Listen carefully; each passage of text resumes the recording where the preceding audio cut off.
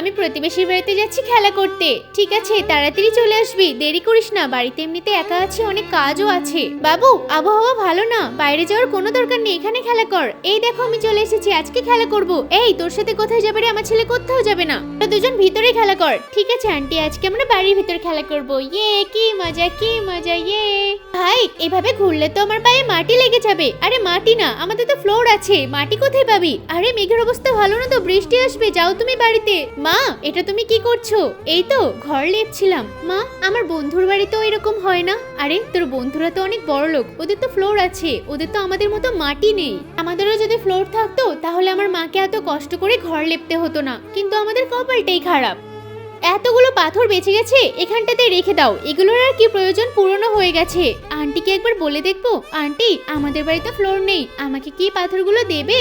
আমাদের তো মাটির বাড়ি, এই জন্য বললাম। ঠিক আছে, দিয়ে দেব। এই যে আমাদের বাড়ি। আরে ম্যাডাম, আপনি এখানে? তোমার মেয়ে বললো ফ্লোর বানাবে, এই জন্য কিছু পাথর তোমার বাড়িতে দিয়ে যাচ্ছি, তুমি উঠোনে ভালো করে লাগিয়ে নিও। আপনাকে ধন্যবাদ।